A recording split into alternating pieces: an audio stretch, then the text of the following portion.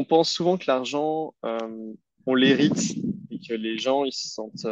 Alors, les héritiers, ça, je le vois clairement, ils se sentent pas légitimes par rapport à l'argent qu'ils ont.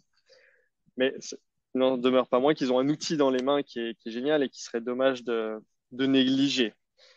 Néanmoins, la plupart des millionnaires ont créé leur fortune. Seulement une petite partie ont hérité de l'argent qu'ils ont. Et ça, je trouve ce fait très surprenant. On a tendance à se dire, oui, bon, eux, c'est une riche famille, etc. Et en fait, pas tant que ça. Il y en a assez peu des millionnaires qui sont issus de ça. Et je trouve ça intéressant de se dire, ah ouais, en fait, les gens, ils se sont créés eux-mêmes leur fortune. C'est peut-être aussi parce qu'il y a cette tendance où on dit tout le temps dans la banque qu'il y a une génération qui accumule, une génération qui garde, puis une génération qui dépense tout. Du coup, au bout de 3 générations, tout a disparu.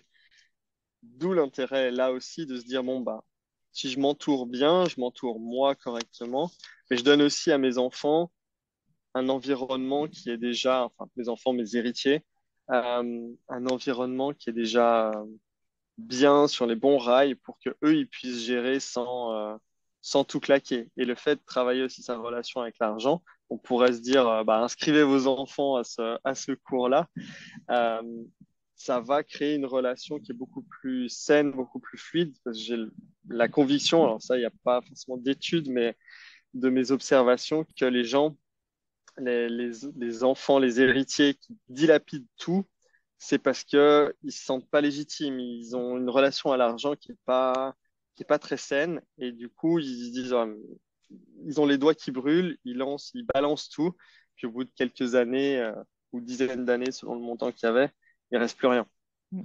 Et ça, je pense que c'est dommage, parce que ça aurait pu être canalisé dans une direction beaucoup plus vertueuse et préférable pour, Mm. euh, pour eux comme pour la société.